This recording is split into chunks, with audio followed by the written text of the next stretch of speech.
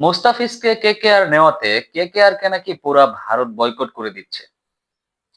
এটা কোনো যৌক্তিক কথা হইতে পারে না।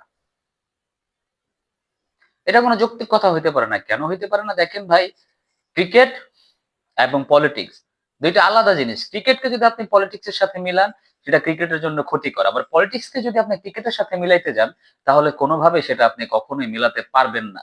কারণ খেলার সৃষ্টিটাই হইছে এরকম কিছু সমস্যার সমাধান করার জন্য, যেখানে রাজনৈতিক সমস্যা সমাধান করার জন্য ক্রিকেট খেলার উৎপত্তি হইছে। ক্রিকেট খেলার সমস্যা সমাধান করার জন্য কিন্তু ভাই রাজনৈতিক উৎপত্তিটা ঘটে নাই। আপনি খেলার উৎপত্তি কেন হইছে যদি না জানেন, যেমন ধরেন অলিম্পিক খেলার উৎপত্তি কেন হইছে সেটা আপনি গুগল থেকে সার্চ করে জেনে নিয়েন যে কি কারণে হয়েছিল, কেন হয়েছিল। তো এখন মুস্তাফিজুর রহমান বাংলাদেশের নাগরিক, বাংলাদেশী প্লেয়ার। আপনারা অযৌক্তিক কিছু কথাবার্তা তুলে ধরছেন যে বাংলাদেশে হিন্দুদের উপর বিপুলভাবে টর্চার করা হচ্ছে, অনেক কিছুই করা হচ্ছে। দ্যাটস ওয়াই একজন মুসলিম প্লেয়ারকে বয়কট করা উচিত, স্পেশালি যখন সে বাংলাদেশ থেকে বিলং করে। আর সেটা রেস ধরে আপনারা কেকেআর কেও বয়কট করতে যাচ্ছেন। তো বিষয়টা আসলে অতি হাস্যকর এটাই যে বাংলাদেশের ১৭ কোটি মানুষের মধ্যে ২ কোটির মতো হিন্দু জনসংখ্যা এখনো রয়েছে। তো ঐরকম যদি আপনার অত্যাচারিত হইতো হিন্দু জনগণ আমাদের এই দেশে, আমাদের বাংলাদেশে, তাহলে কিন্তু ভাই জিনিসগুলো আরো অনেকভাবে প্রচারিত হইতো। প্রতিদিনই আপনারা দেখতে পারতেন যে ২ কোটি কিন্তু ভাই বিপুল একটা সংখ্যা, কম না। তো ২ কোটির মধ্যে দেখতেন যে ২,০০০ হিন্দু মা-বোনদের উপর অত্যাচার হচ্ছে, ২,০০০ হিন্দু ভাইদের উপর অত্যাচার হচ্ছে, তাদেরকে চাকরি থেকে বিচ্যুত করা হচ্ছে। বিষয়গুলো কিন্তু সেরকম ঘটছে না। ২-১ টা অনাকাঙ্ক্ষিত ঘটনা সব জায়গায় ঘটে। সেটা বাংলাদেশেও যেমন ঘটে, ভারতেও তেমন ঘটে। আপনারা যেমন নিউজ দেখেন যে বাংলাদেশে হিন্দুদের উপরে অত্যাচার করা হচ্ছে, আ সেরকম নিউজ আমরাও দেখি ভাই। ভারতে হিন্দুদের উপর নির্যাতন করা হচ্ছে। যতটা না আপনারা দেখেন তার চাইতে বেশি আমরা দেখি। তো এখন কথা সেটা না।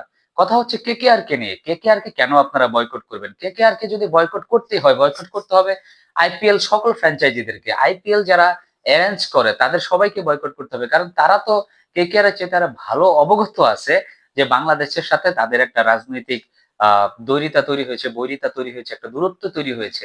যদি তাই হইতো তাইলে তারা নিলামে উঠানেরই দরকার ছিল না।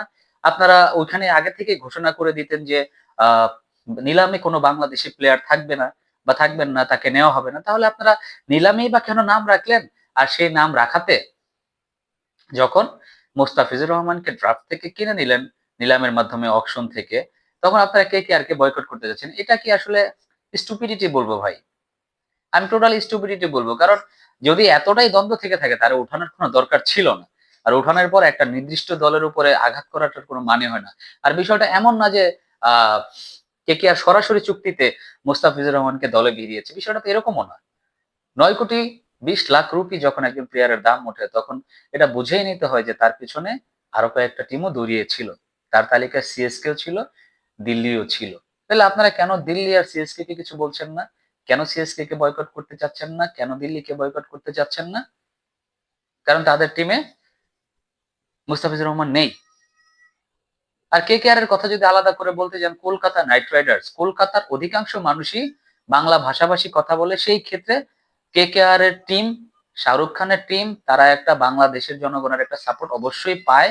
আর সেটা আগে থেকে দেখে আসছি। এই কেকেআর এই একমাত্র বাংলাদেশের সবচেয়ে বেশি প্লেয়ার কেকেআর এই খেলেছেন। আমি যদি নাম ধরে উল্লেখ করতে যাই, সবার আগে কেকেআর এ খেলেছেন বাংলাদেশের মাশরাফি বিন মুর্তজা। তারপরে কেকেআর এ খেলেছেন আপনার সাকিব আল হাসান, দীর্ঘ সময় খেলেছেন।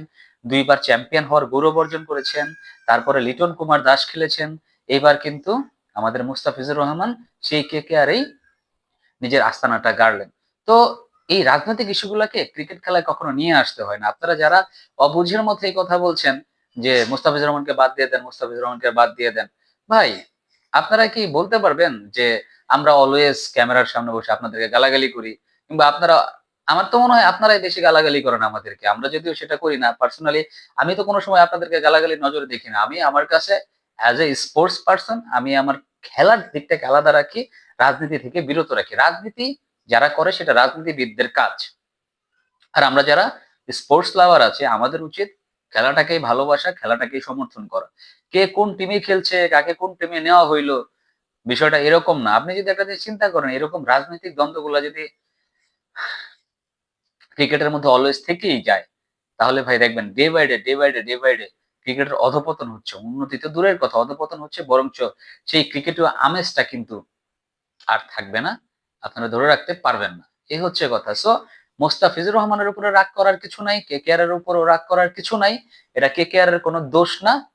দোষ যদি কারো থেকে থাকে সেটা হচ্ছে আইপিএল অর্গানাইজিং কমিটির, যারা আইপিএলটাকে অর্গানাইজ করে তাদের উচিত ছিল আগে থেকেই এলার্ট করে দেওয়া, যে কিংবা এলার্ট তো দূরের কথা, তাদের উচিতই ছিল না নিলামে বাংলাদেশি প্লেয়ারদেরকে নেওয়া।